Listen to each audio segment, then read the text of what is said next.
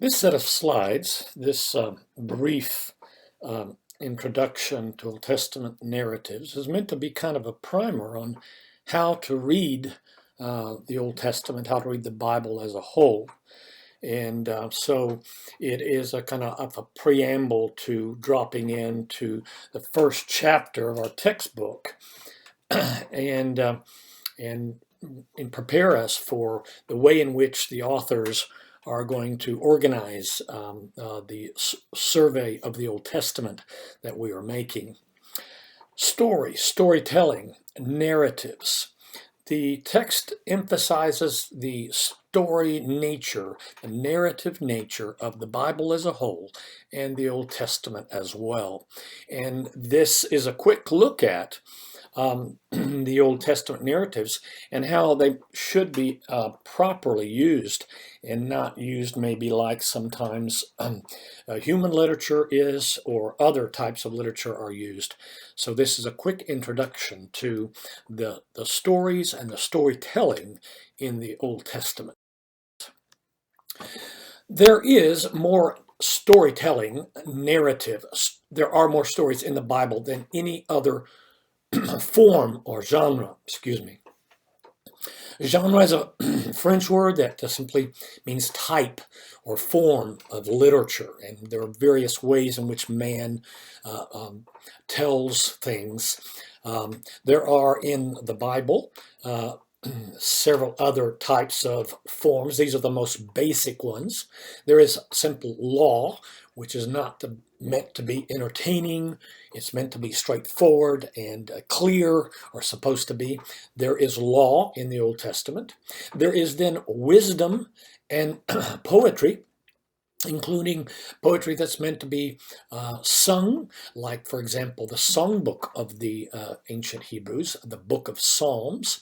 There's wisdom literature that is in poetry as well, and that is a different type of form than storytelling or narrative.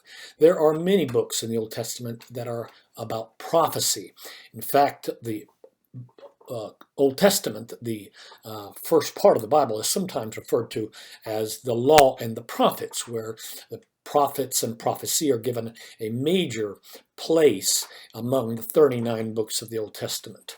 If you consider the Bible as a whole, of course, there are then in the New Testament a whole lot of letters written by apostles and others connected with the early church to individuals or to churches or to a church in particular, or to individuals. Letters, that's a type of form. But narrative constitutes storytelling the majority of the type of form in the Bible. And since the Old Testament is 3/4 of the Bible, it's 39 books as compared to 27 in the New Testament. More importantly, though, the Old Testament has more chapters and verses, so to speak. It's longer than the New Testament as a whole and constitutes 3/4 of the Bible. And narrative or history telling or storytelling is the most common type of literature in the Old Testament. It behooves us to figure out how we're supposed to take these many stories that are told in the Old Testament. Just a quick look at the books that are entirely storytelling, narrative: Genesis, Joshua, Judges, Ruth, 1st, 2nd Samuel, 1st, 2nd Kings, Chronicles, Ezra, Nehemiah. 15, at least 15 books of the Old Testament are completely narrative, so to speak, while those that contain substantial amount of narrative in them are books like Exodus, Numbers, Jeremiah, and you see many others here, even parts of what are, you could say, wisdom literature or in poetry. Book of Job, for example, has most of its chapters in poetry, but the beginning and the end of that book is actually narratives or storytelling, setting up the situation the way it was in the heavens and on earth before things happen, and then how things resolve. The book of Job is actually a mixture of wisdom literature, poetry, and prose or storytelling. In the New Testament, the first 5 books of the New Testament as the church fathers assembled them. The four lives of Christ and the book of Acts are all the narrative portion of the New Testament. Now, the nature of narratives, it depends. Is this like Harry Potter? What is a story? Well, again, referring back to the introductory lecture on inspiration, the Bible is the story par excellence, again, French for the greatest one of all. It's not fictional. It says it's not fictional. It repeatedly and implicitly sees itself, presents itself as, no, this is not made up. It's history. And it's about many characters, but one major theme throughout it all, and the theme is larger than any single human epic, which is a great adventure of a single human being. The Bible and the Old Testament is much about the largest, the biggest story of all. It's complex. It has many facets. It has different plots. It's rich in many plots. It has significant characters throughout it, the Bible as a whole and the Old Testament as well. And it has one overarching plot, as we kind of set forth for you in the beginning lecture on the inspiration of Scripture. This is maybe the easiest way to look at it as a whole. In the Old Testament, there are really three types of threads of storytelling.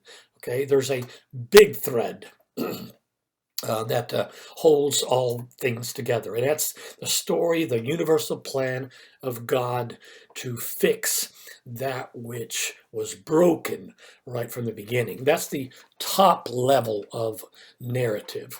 Then there's a middle level, which is about the children of God, the children of Israel as a nation, and there's stories about Israel. That's kind of the middle level of Old Testament narrative. And then there's the bottom level, which is individual stories, such as Abraham, Joshua, Moses, and the rest. So you've got God, you've got the nation of Israel, you've got individual stories. Basically, that's a clear way to look at where you place the various stories, keeping in mind the overarching one, which is what God is going to do to fix that which man broke. Here are some other quick instructions with regard to Old Testament narratives, in particular, what they are not. Again, is this like Harry Potter? No, it is not. It is different, and it needs to be viewed differently. The Old Testament narratives are not just a collection of individual stories. David and Goliath, Ruth, it is not just individual stories fragmented and placed together in these various chapters. It is not that. It is definitely not allegories, which is the way in which some, if not many today, like to view the Old Testament narratives. Take, for example, the story that we're going to look at in particular of Jonah, a Old Testament book, 4 chapters long only, and the story of a man who rebelled to God and was eaten by a fish, survived 3 days in the gastric acids of a fish, and then was spit up. Do we really believe that? Well, the Old Testament narrative puts it as a fact. And as a matter of fact, Jesus refers to Jonah and his story as a story, a history, not an allegory. There are some today that wish to see Jonah as just, well, there's a moral, a lesson in there, but it didn't really happen. It's just a fictional narrative, a myth, or something like that. Well, the Old Testament is not about allegories. It's not just hidden meanings. And a guy swallowed by a fish and spit up then. Jesus refers to Jonah in Luke chapter 11, verse 32, as a historical figure. So no, we're not allowed to just try to extract whatever lesson we want from a fictional story of Jonah. The Old Testament is stories. Take them or leave them, read them or not, but you may not find them as allegories. The individual narratives, by the way, also in the Old Testament, do not always answer all of our questions about a given issue. There are very complex and difficult issues that are addressed in the Old Testament, as we said. And the narratives, the stories in the Old Testament, many times have a limited focus about one specific question or one specific item. So sometimes teachers or preachers tend to enlarge on those, and it's wise to let the Bible speak for itself and maintain the focus that the narrative has within the text, within the story. We have to watch out, is what we're trying to say, in reading into a story. That is, we need to learn, as we look at these stories, learn to accept what the Bible left out from the story and not fill in the lines, so to speak, but definitely catch what it is implied and not leave things out that don't fit our way in which we'd like the story to be emphasized or play out or whatever. We have to just take the story as it is told. Stories in the Old Testament, we would like them always to have, okay, this is the lesson, this is the teaching that you're supposed to have from them, but they don't always teach directly. Now watch out. They always have an implicit, they have if you look at it in their context and in the full the spectrum of the stories that surround it, that are before and afterwards, well, then you will learn something and imply something. But narratives do not always teach directly, but they sometimes do. One more thing, each individual story or episode does not have to contain its own moral. Again, sometimes you're left, okay, what am I supposed to do? Get out of the story of Sodom and Gomorrah, and sometimes you're left not unsure for sure, but we bring our own sense of what we want to the story instead of letting it speak to us. So watch out. Each individual story does not have to contain its own moral. This is a quick list of warnings in how we look at individual stories in the Old Testament. So here are then, in conclusion of this quick introduction, some principles that you and I might keep in mind as we try to interpret, read, and make sense and meaning out of the various narratives of the Old Testament. Doctrine is a word that's not very popular in our days, and here's a fact. Old Testament narrative stories usually don't teach specifically a doctrine. Sometimes they do, but sometimes they don't. But an Old Testament narrative usually, if not always, illustrates a doctrine. That is, a doctrine is behind, is implied, a doctrine, a distinction of good or bad, a teaching, a principle, a dogma that comes from the Creator, or and that is implied, is usually there. A Old Testament story usually does illustrate a doctrine. An Old Testament narrative tells what happened. It doesn't tell everything. It is selective sometimes. Sometimes it doesn't outright say what should have happened. So you, and this leads to the next point, that is, some stories are bad.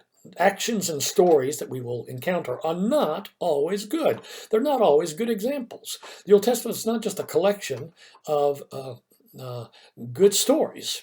Some are disturbing. Some are difficult to stomach.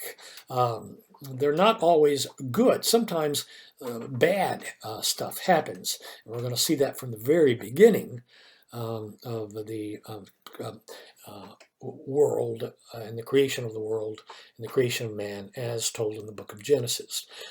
Here's a no-brainer. Characters, the people involved, are far from perfect. There are no perfect people. There are heroic individuals, but even they're imperfect. There are leaders like Moses and examples like Abraham, but they're not perfect. Characters, which are not fictional, they're historical, they're real, are far from perfect. And yet God's will and God's intention and God's plan plays out even through imperfect individuals, imperfect characters.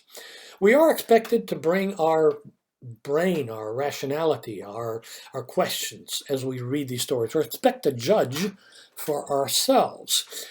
In the end, we look at an Old Testament narrative and we are supposed to ask ourselves, okay, what am I supposed to do with this? Where the implication is that now you know, so now what do you do with it? The stories they do not usually answer big theological questions.